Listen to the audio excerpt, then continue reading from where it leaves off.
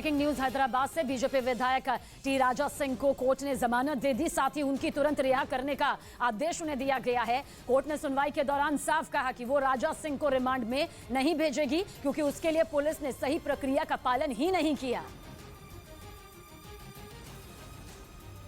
इससे पहले उन्हें बयान देने के बाद पार्टी से निलंबित कर दिया गया था। साथ ही उन्हें बीजेपी की ओर से कारण बताओ नोटिस भी जारी किया गया और 10 दिन में जवाब मांगा गया। टी राजा सिंह के विवादास्पद बयान के बाद हैदराबाद में रात से ही प्रदर्शन शुरू हो गया, जो सुबह तक जारी रहा, जिसके बाद पुलिस को प्रदर्शनकारियों को जबरदस्ती हटाना पड़ा क्योंकि वो सड़क से हिलने को तैयार नहीं थे। जिसके बाद पुलिस कई प्रदर्शनकारियों को खींच कर गाड़ी तक ले गई। खींचतान के बीच कुछ लोग लगातार चीखते चिल्लाते रहे। विधायक टी राजा सिंह के विवादास्पद बयान का वीडियो वायरल होने के बाद लोगों का गुस्सा 7वें आसमान पर पहुंच गया और लोग हैदराबाद में कमिश्नर के दफ्तर के बाहर इकट्ठा हो गए और उनके खिलाफ एक नहीं बल्कि कई शिकायतें भी दर्ज कराई गई। यही नहीं, अपना गुस्सा दिखाने के लिए लोगों ने हैदराबाद के अलग अलग थानों के बाहर प्रदर्शन भी किया।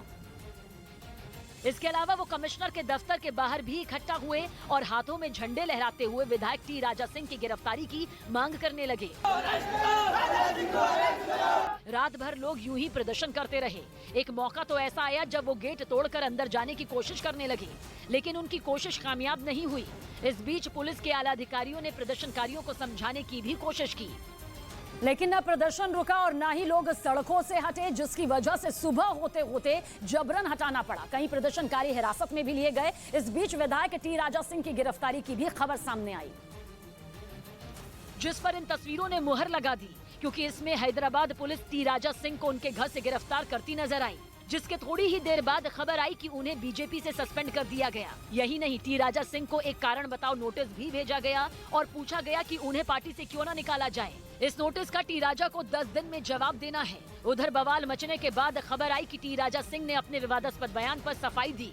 सूत्र बता रहे हैं कि टी राजा सिंह ने अपने बयान को मजाक में दिया गया बयान बताया और कहा कि उन्होंने जो कहा वो उन्हें खुद पसंद नहीं आया। लेकिन बयान का वीडियो वायरल होने के बाद टी राजा सिंह की मुश्किलें बढ़ चुकी हैं। जम्मू कश्मीर में आतंकी साजिश नाकाम कर दी गई।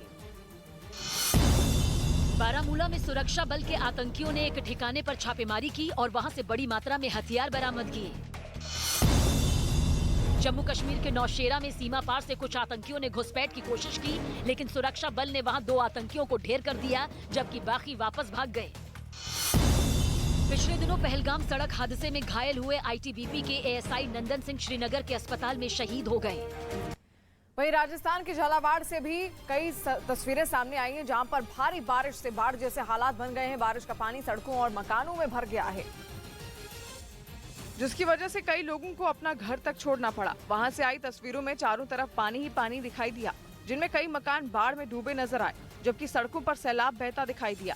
वहीं एक दूसरे इलाके से आए एक वीडियो में सड़क पर घुटने तक भरे पानी में कुछ लोग बच्चों को चारपाई पर बिठाकर चलते हुए नजर आए, जिन्हें एनडीआरएफ की टीम ने रेस्क्यू ऑपरेशन चलाकर उन सभी को सुरक्षित जगह पर पहुंचाया। घरों की सीढ़ी पे पानी आया और उसके बाद धीरे धीरे बढ़ता कमर तक घर के अंदर पानी घुस गया है। बताया गया कि रेस्क्यू ऑपरेशन में करीब 3 दर्जन से ज्यादा लोगों को सुरक्षित बाहर निकाला गया। बड़ी खबर रूस यूक्रेन युद्ध पर। खबर है कि यूक्रेन की राजधानी कीव पर रूस बहुत बड़ा हमला करने वाला है, जिससे वहां हड़कंप मचा हुआ है। कहा जा रहा है कि कीव पर मिसाइलों की बौछार या बमों की बारिश हो सकती है। हालांकि ये कब और किस ओर से होगा ये तो नहीं बताया गया, लेकिन इतना जरूर कहा जा रहा है कि कीव पर पुतिन के सैनिक बहुत बड़ा हमला करने वाले हैं। लिहाजा इससे निपटने के लिए यूक्रेन ने भी तैयारी कर ली है। राजधानी कीव में किसी कार्यक्रम की इजाजत नहीं है। और पुतिन के बड़े हमले की खबर से जेलेंस्की के गढ़ में दहशत फैल गई, जिसका नतीजा ये हुआ कि यूक्रेन की राजधानी कीव में होने वाले 31वें स्वतंत्रता दिवस के सभी कार्यक्रमों पर बैन लगा दिया गया। क्योंकि खबर है कि पुतिन यूक्रेन के 31वें स्वतंत्रता दिवस के जश्न को मातम में बदलने की साजिश रच रहे हैं। 24 अगस्त को यूक्रेन में स्वतंत्रता दिवस मनाया जाता है और इसी दिन ही रूस को यूक्रेन पर हमला बोले 6 महीने पूरे हो जाएंगे। यानी कि दोनों देशों के बीच जंग छिड़े आधा साल गुजर चुका है। 1991 में 24 अगस्त को यूक्रेन को सोवियत संघ के शासन से आजादी मिली थी। ऐसे में खबर है कि पुतिन की फौज यूक्रेन की राजधानी पर बड़ा हमला बोल सकती है। सभी कार्यक्रमों पर बैन की खबरें भी तभी से सामने आईं, जब जेलेंस्की ने आदेश दिया कि देश की आजादी के जश्न को इस बार नहीं मनाया जाएगा, क्योंकि पुतिन इस दिन को खराब करने के लिए कुछ बेहद गंदा प्लान तैयार कर सकते हैं।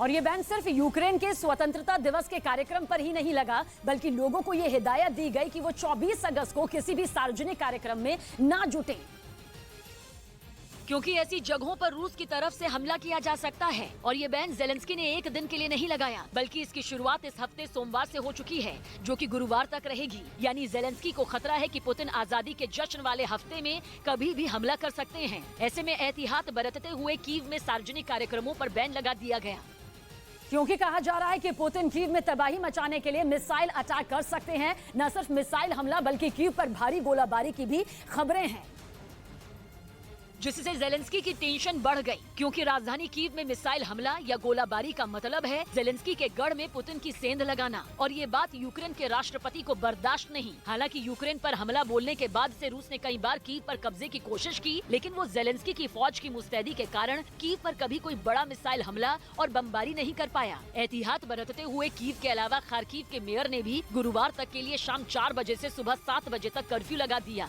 निकोलेव के गवर्नर ने भी लोगों को बुधवार तक घर से काम करने की सलाह दी। कहा तो ये भी जा रहा है कि पुतिन के निशाने पर सरकारी इमारतें भी हैं, जिन्हें वो तबाह करने की प्लानिंग कर रहे हैं। महाराष्ट्र में जारी सियासी घमासान पर सुप्रीम कोर्ट में सुनवाई हुई।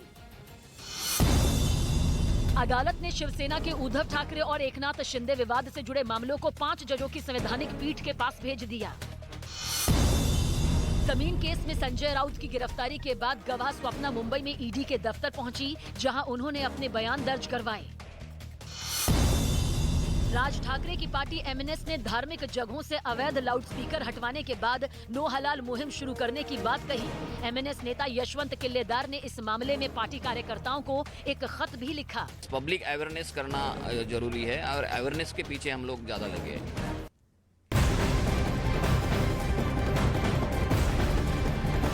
बड़ी खबर सामने आ रही है, आपको बता दें कठुआ में बीजेपी नेता का शव मिला है। जम्मू कश्मीर के कठुआ जिले में बीजेपी के एक नेता का शव संदिग्ध स्थिति में पड़े पेड़ से लटका हुआ मिला और पुलिस के मुताबिक हीरानगर कस्बे में बीजेपी नेता सोमराज का शव पेड़ से लटका हुआ मिला है। फिलहाल मामले की जांच के लिए एसआईटी गठित कर दी गई है।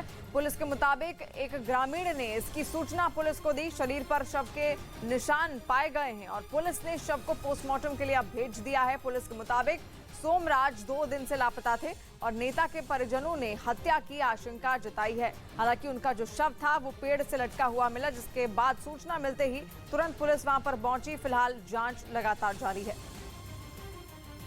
और इधर राजस्थान के कोटा में भारी बारिश ने तबाही मचा दी है। पिछले 24 घंटे में वहां पर लगातार हो रही मूसलाधार बारिश से नदियों का जलस्तर बढ़ गया है, जिसकी वजह से 2 बच्चे नदी में डूब गए। इस घटना का जो वीडियो सामने आया उसमें कुछ लोग नदी में डूबे एक बच्चे के शव को पानी से निकालकर नाव पर रखते दिखाई दिए।